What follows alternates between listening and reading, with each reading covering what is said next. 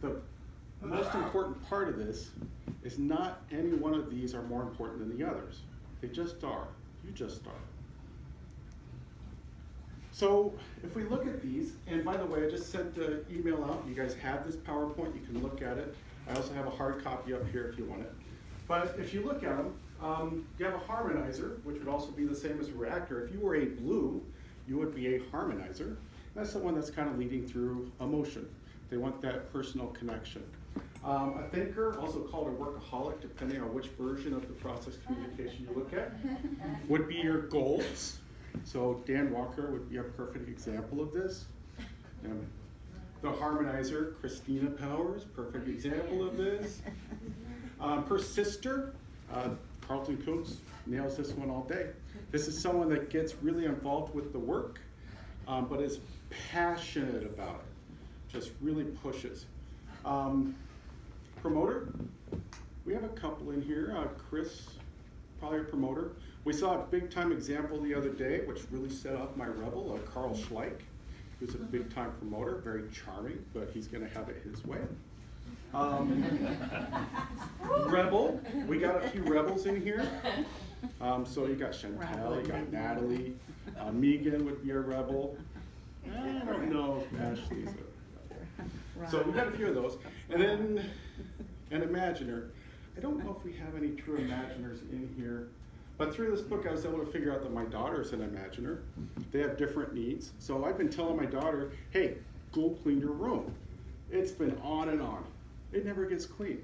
I finally figured out from this book, she's an imaginer. Now it's, hey, go make up your bed, come back. Because when I said go clean up your room, it was just too big a challenge. She does that, she comes back, okay, great.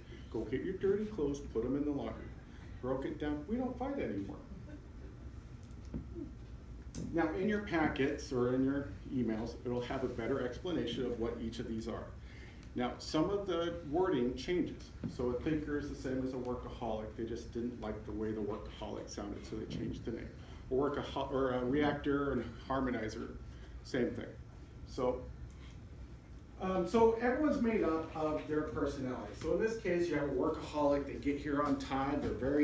They get a lot of satisfaction of making lists, and then especially crossing things off on that list. And you have a persister, they really dig down deep in certain projects, they'll still get their work done, and then they're a dreamer. So imagine the people that are probably, they come out of their cage, such as myself, but hey, after a while I have to go recharge, leave me alone. So this person's probably a bit of an introvert. We have kids that have all of these personalities.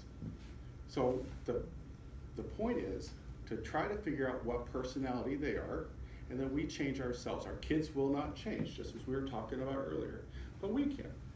So if I have a thinker, I have a kid that shows up on time, you don't necessarily want to compliment them on them as a person. You're going to compliment them on the work that they do. That's the true value that they have. So if I saw Dan or Carlton, man, those projects you're working, they're really meaningful, I love those. But if I saw Christina, hey, I saw you've been smiling all day, tell me more. Thanks. I want to connect with her. That's how I'm filling their needs bucket. Each one of these personality has a needs. So if you're a rebel, they want to be playful. I got a lot of rebel, come play. Right? If you're a harmonizer, like I said, connect with the person, not the work. We have a lot of rebels in our schools. Have a couple of examples. I have one of my teachers came to me earlier this week. She's like, I've been telling this person to clean her desk. She's got ink all over it. She won't do it. She's frustrated. Well, this teacher, she's a workaholic. Do it. I said, you're doing it now. And this kid's a rebel. I went in the room. I know the kid. She's a third grader.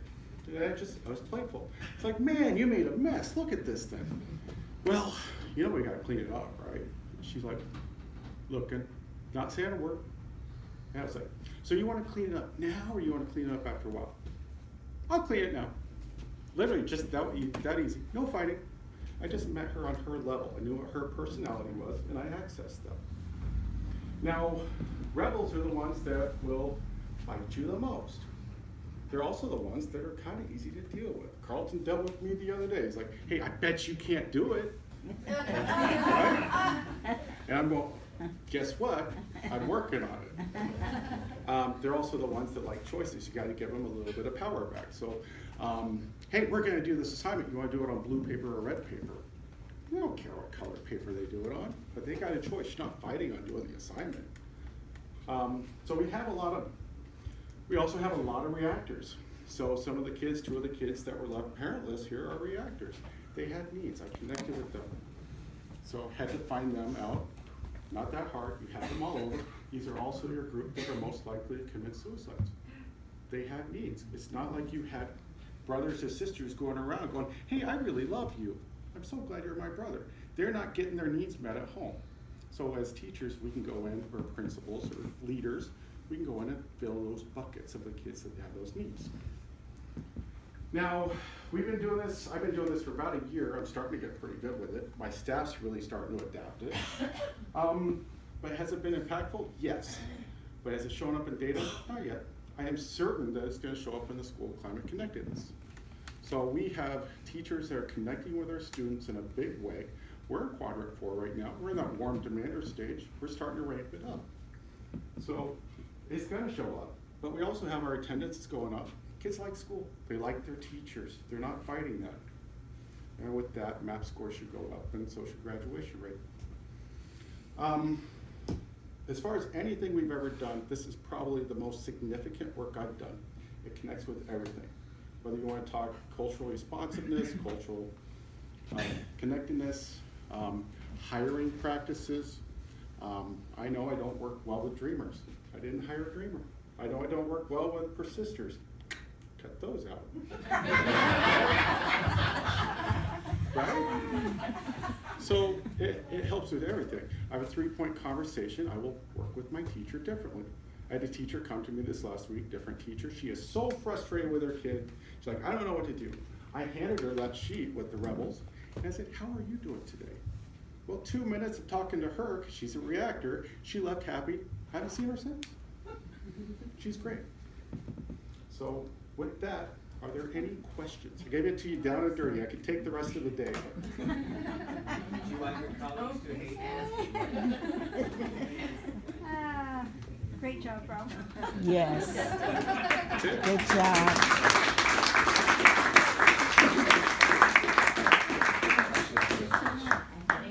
So you're doing this with your staff, like the triple track things that we've been talking about, other things over the year. Is this also something that with some of the maybe higher grade level students, teaching them these things for their interactions with others, maybe to smooth out issues with student-to-student problems? So he's asking if this would work with teaching kids how to do this with some of the other kids. Absolutely. I've done this with everyone. I've had kids in my office. I've had 1 suspension so far this year. We're talking it through. We're using this.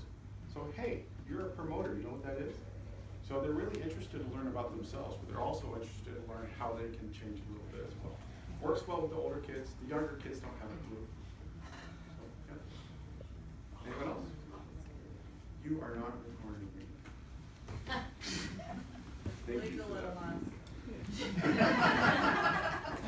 He's going to get over that fear and realize how good he really is. Awesome.